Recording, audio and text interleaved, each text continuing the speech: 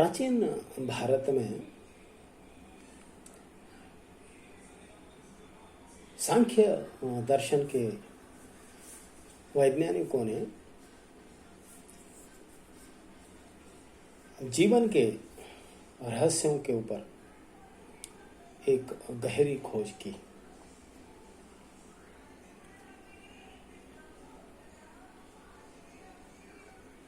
और अनुभूति से उन्होंने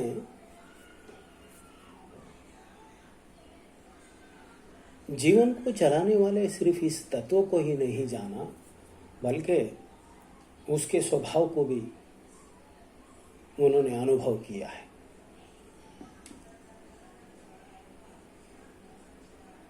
गीता में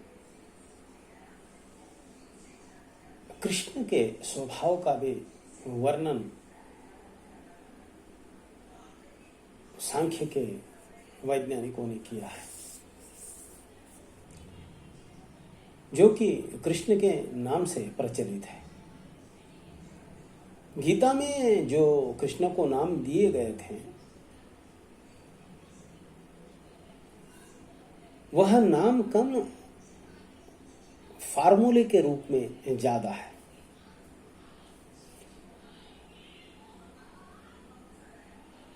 तो कृष्ण चेतना का जो स्वभाव है, मुख्यतः उसको 3 नामों से अलग अलग जगह पर डिस्क्राइब किया गया है। प्रथमतः कृष्ण को ऋषिकेशा कहा गया है। ऋषिकेश का अर्थ है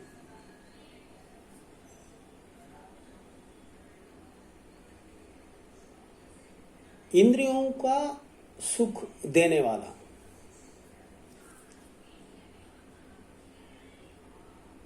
तो कृष्ण का पहला स्वभाव है इंद्रियों का सुख देना व्यक्ति को। कृष्ण कहते हैं जीवन का स्वभाव सुख है, इसलिए हर व्यक्ति सुख प्राप्ति के ही खोज में रहता है। फिर कृष्ण कहते हैं इस जीवन को प्रेम करो, इस जीने पर प्रेम करो, खुद के ऊपर प्रेम करो, और ये जीवन सुख से भरा हुआ है। इस सुख को अपने 5 इंद्रियों द्वारा 2 हाथों से लूटो। इसलिए कृष्ण कहते हैं जो शिखर तक भोगा जीवन को, वही योगी हुआ। इसलिए भारत के इतिहास में बड़े बड़े राजाओं के बेटे राजकुमार, जैसे कि बुद्ध है, महावीर है, ये लोग अध्यात्म की मार्ग पर चलने का साहस किया, क्योंकि उन्होंने जीवन को शिखर तक भोगा था। जीवन में जितनी भी सुख सुविधाएं उपलब्ध थी उस समय, उनको उन्होंने भोगा। भोग के शिखर पर उन्होंने जीवन के रहस्य की खोज में निकल पड़े। इसलिए पहला स्वभाव कृष्ण चेतना का हमें सुख देना, जो 5 इंद्रियों द्वारा हम प्राप्त कर सकते हैं। दूसरा स्वभाव है कृष्ण का हमारे इच्छाओं की पूर्ति करना। इस संदर्भ में कृष्ण को कहा गया है गोविंदा। गोविंदा का अर्थ होता है गायों को पालने वाला, गायों का पालन पोषण करने वाला।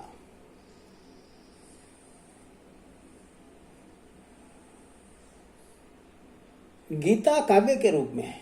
तो ये जो प्रतिमा दी गई है गोविंदा गाय, सांख्य योग ने इच्छाओं को गाय के प्रतीक में माना है।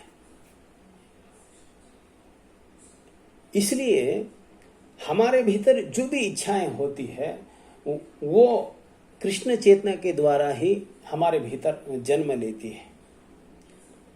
ये संसार इतना सुंदर क्यों है? क्योंकि ये कृष्ण चेतना की इच्छा है।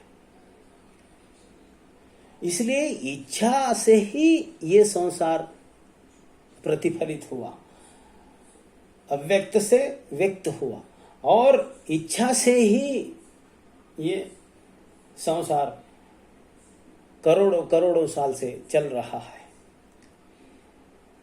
इसलिए हम वेदांत में इस संसार को परमात्मा का एक खेल मानते हैं। ये उसी की इच्छा से हो रहा है। इसलिए इच्छा का जन्म कृष्ण चेतना से हुआ। इसलिए हमारे भीतर जितने भी इच्छाएं जन्मती है, पॉजिटिव डिजायर्स, वो सब, उन सब का स्रोत कृष्ण चेतना से है। इसलिए दूसरा मुख्य स्वभाव है कृष्ण का, हमारे भीतर इच्छाओं को जगाना और उन इच्छाओं का पालन पोषण करना, उन्हें पूरा करना। इसलिए कृष्ण को गोविंदा कहा गया है। हमारे भीतर इच्छाओं को जन्म देता है, उनका पालन पोषण करता है और उन्हें पूरा करता है। उसी तरह जिस तरह एक गाय को पालने वाला गायों के साथ करता है। अब तीसरा मुख्य स्वभाव कृष्ण चेतना का है कि हमारे जितने भी मुश्किलें हैं, हमारे जितने भी प्रॉब्लम्स हैं, उन सब प्रॉब्लम्स को सॉल्व करना, उन सब प्रॉब्लमों की चिंताओं से हमें मुक्त करना।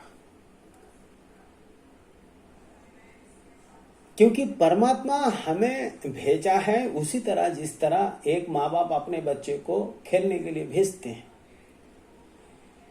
जब माँ बाप अपने बच्चे को खेलने के लिए भेजते हैं तो उनका उद्देश्य होता है कि उस खेल से वो आनंद उठाए। तो जब बच्चा खेलने को भेजते हैं तो माँ उस बच्चे को किसी प्रकार की तकलीफ न हो, इसकी पूरी ख्याल रखती है। उसी तरह जब परमात्मा हमें इस पृथ्वी पर जन्म दे रहा है तो वो हमें इस सुंदर संसार में खेलने के लिए भेज रहा है।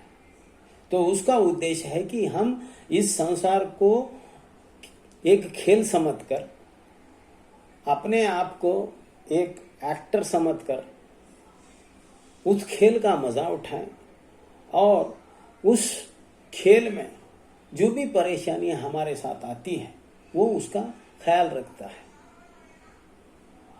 वो उसे दूर करता है। इसलिए कृष्ण को परंतपा कहा गया है। परंतपा यानी हमारे जितने भी प्रॉब्लम्स हैं, हमारे जो भी शत्रु है, उन सबका संहार करने वाला, हमारे जितने भी प्रॉब्लम्स है उनको समाप्त करने वाला, उनको हटाने वाला, उनसे डील करने वाला। ये भक्ति योग की बात है। लेकिन सांख्य योग में इसका और गहरा अर्थ है। सांख्य योग में कृष्ण चेतना का स्वभाव है सिर्फ हमारे प्रॉब्लम्स को सॉल्व करना नहीं, बल्कि हमारे चित्त को इस 5 इंद्रियों के बाहर निकालकर, यानी टाइम एंड स्पेस से बाहर निकालकर उस कृष्ण चेतना की अनुभूति कराना। इसलिए तो 18वें अध्याय में जानकारों ने यह कहा है कि अब अर्जुन कृष्ण में विलीन हो गया। सरिता समुद्र में लीन हो गई। तो आखिरी पड़ाव में कृष्ण का स्वभाव है कि हमें कृष्ण स्वभाव में विलीन कर लेना,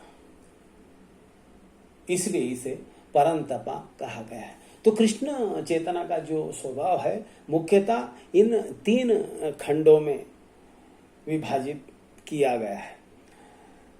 इसलिए कृष्ण जब हमारे जीवन में, जब हम कृष्ण को हमारा सारथी चुनते हैं, तो इन 3 स्वभावों द्वारा ही कृष्ण हमें हमारे इस सांसारिक जीवन में मदद करते हैं।